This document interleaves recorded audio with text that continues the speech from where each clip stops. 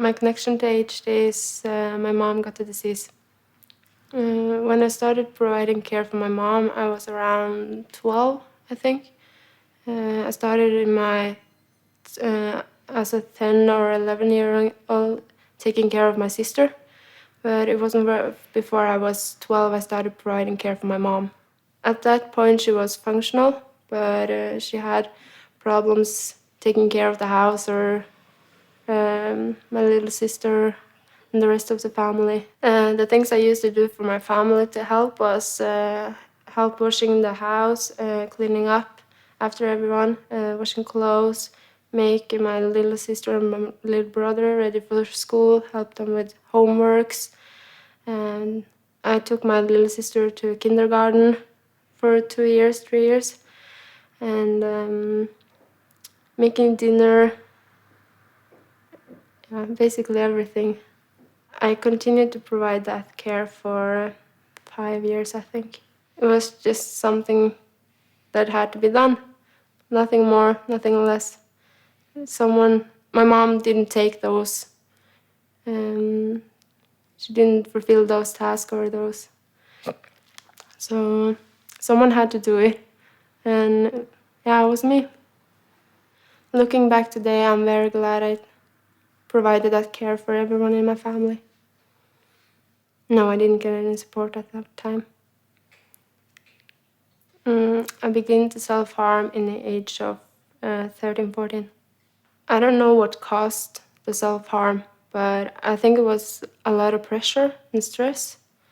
And also HD is very psychological disease. It's mind you in every way. So as a 13, 14 years old, how do you know how to handle that kind of mind? I don't know how to explain it otherwise, but and physical pain is real. It's something you can deal with. You have the pain, it goes away, and then it's over.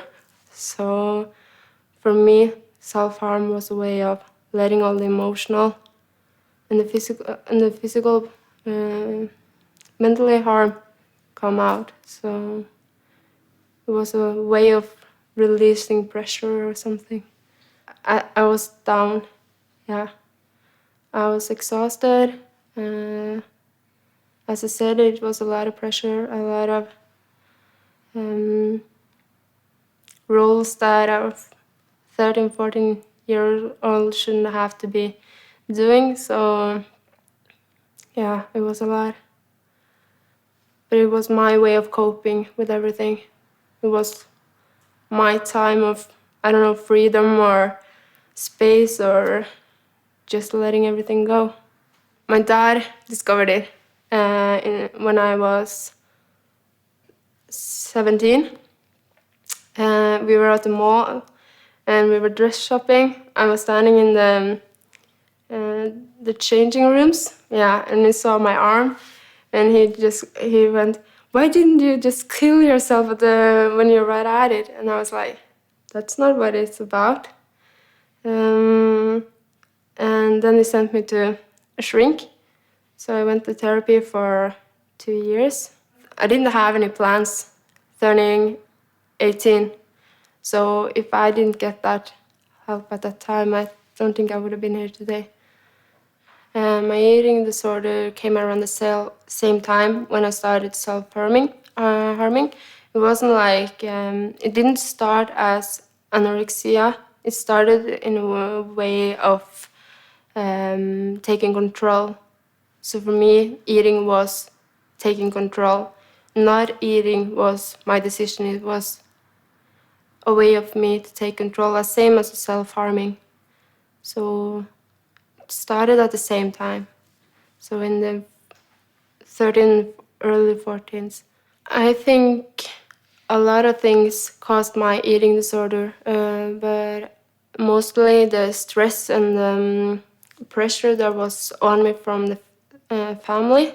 And it was hard. It was really hard. And I felt down and I hated myself.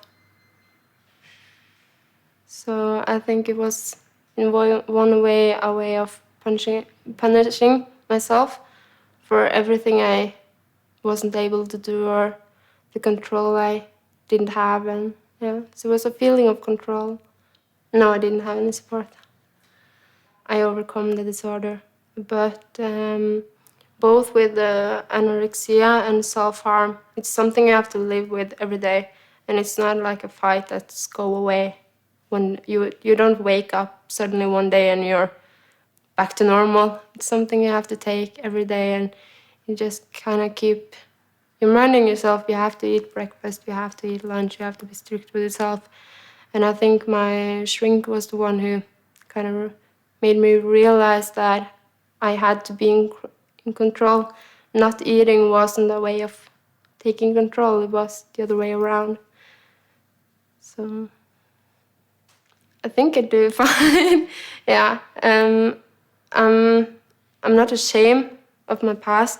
My past is been something that made me who I am today. So I'm more proud than I'm ashamed.